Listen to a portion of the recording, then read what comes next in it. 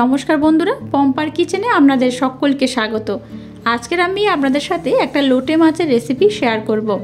লোটে মাছ নানা রকমভাবে আমরা রান্না করে থাকি, কিন্তু আজকের লোটে মাছের যে রেসিপিটা আপনাদের সাথে শেয়ার করব একদম আলাদা ধরনের। আশা করছি আপনাদের ভীষণ ভালো লাগবে। একবার আমার মতো বানিয়ে দেখবেন, দুর্দান্ত টেস্ট হয় আর একবার খেলে বারবার খেতে ইচ্ছা হবে। আর আজকের এই লোটে মাছের রেসিপিটা যদি আপনাদের ভালো লাগে তাহলে চ্যানেলটাকে সাবস্ক্রাইব করে পাশে থাকার অনুরোধ রইল। তাহলে চলুন লোটে মাছের আজকের রেসিপিটা শুরু করা যাক। আজকের লোটে মাছের রেসিপিটা বানানোর জন্য দেখুন এখানে আমি লোটে মাছ 500 নিয়ে নিয়েছি। আপনারা চাইলে কিন্তু 1 কিলো বা তারও বেশি বা কম করে কিন্তু বানাতে পারেন। এখানে আমি 500 লোটে মাছ নিয়ে নিয়েছি। আর মাছটাকে দেখুন প্রথমে খুব ভালোভাবে ধুয়ে পরিষ্কার করে নিয়েছি। এবার মাছগুলোর মধ্যে আমি এখানে 1 চামচ লবণ দিয়ে দিলাম, সামান্য পরিমাণে দিয়ে দেবো বিট লবণ, 1/2 চামচ দিয়ে দেবো কাশ্মীরি লাল লঙ্কার গুঁড়ো, 1/2 চামচ দিয়ে দেবো হলুদ গুঁড়ো। এবার দিয়ে দেবো আদা রসুন আর কাঁচা লঙ্কার পেস্ট। এখানে দেখুন আমি একসাথে আদা রসুন আর কাঁচা লঙ্কার পেস্ট বানিয়ে নিয়েছি। এখান থেকে আমি 1 চামচ দিয়ে দেব। আর দিয়ে দেবো পাতিলেবুর রস। দেখুন এখানে আমি পাতিলেবুর রস 1 চামচের মতো দিয়ে দেব। আপনাদের হাতের কাছে যদি পাতিলেবু না থাকে তাহলে পাতিলেবুর পরিবর্তে একটু ভিনেগার দিলে হবে। এবার লোটে মাছগুলোকে খুব ভালোভাবে মেখে নেব।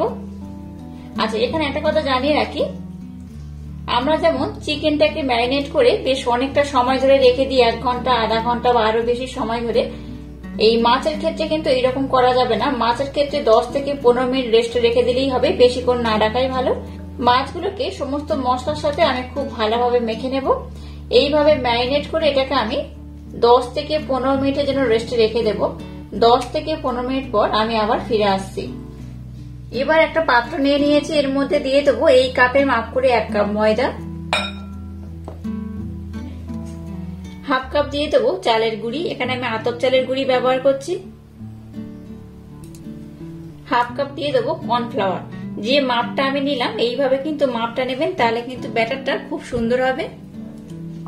এবার এখানে লবণ দিয়ে দেবো একদম সামান্য পরিমাণে, বিট লবণ দিয়ে দিলাম একদম সামান্য পরিমাণে। যে আদা রসুন আর কাঁচা লঙ্কার পেস্ট আমি বানিয়েছিলাম সেখান থেকে আমি 1 চামচ দিয়ে দেব। এই চামচে 3 ভাগের 1 ভাগ দিয়ে দেবো চাট মশলা, সামান্য পরিমাণে দিয়ে দেবো হলুদ গুঁড়ো। আর নিয়ে নিয়েছি একটা ডিম, এই ডিমটাকে এর মধ্যে আমি দিয়ে দেব।